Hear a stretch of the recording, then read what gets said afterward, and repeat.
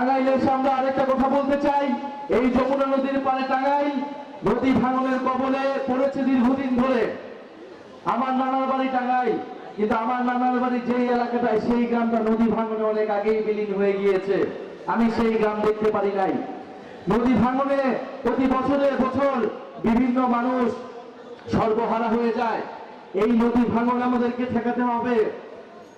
নদী ভাঙনে যারা ক্ষতিগ্রস্ত তাদের পাশে এসে সরকারকে দাঁড়াতে হবে। আজকে এই টাঙ্গাইলে গণ অভ্যুত্থানের শহীদদের সাথে আমরা শহীদ পরিবারদের সাথে দেখা করেছি। শহীদ মারুফ এইখান থেকে 100 গজ দূরে এই এলাকায় শহীদ হয়েছে, আমরা তাকে স্মরণ করি। টাঙ্গাইলে 9 জন শহীদ রয়েছেন, আপনাদের এলাকার সন্তান যারা গণ অভ্যুত্থানে ফ্যাসিস্টদের বিরুদ্ধে লড়াই করেছে।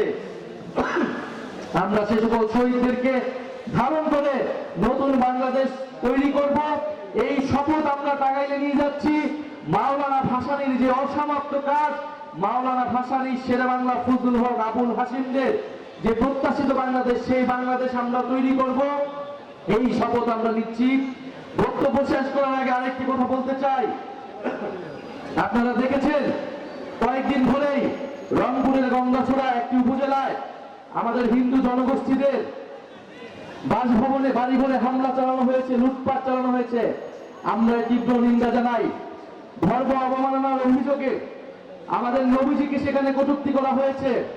আমাদের নবীজিকে যদি কেউ কটূক্তি করে, আমাদের ধর্মকে যদি কেউ অবমাননা করে, আমরা অবশ্যই তার বিচার চাই।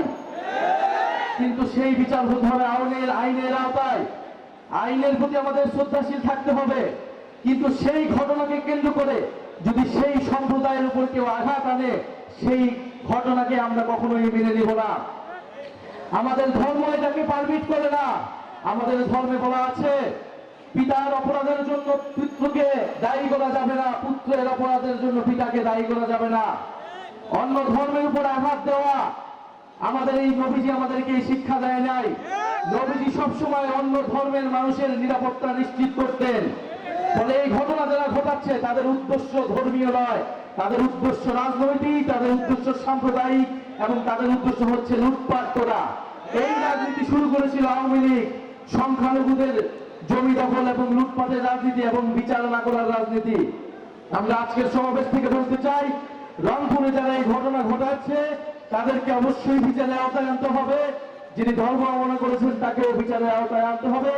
আমরা ধর্মীয় সম্প্রীতির বাংলাদেশ গড়তে চাই, ইনসাফের বাংলাদেশ গড়তে চাই, বৈষম্যহীন বাংলাদেশ গড়তে চাই।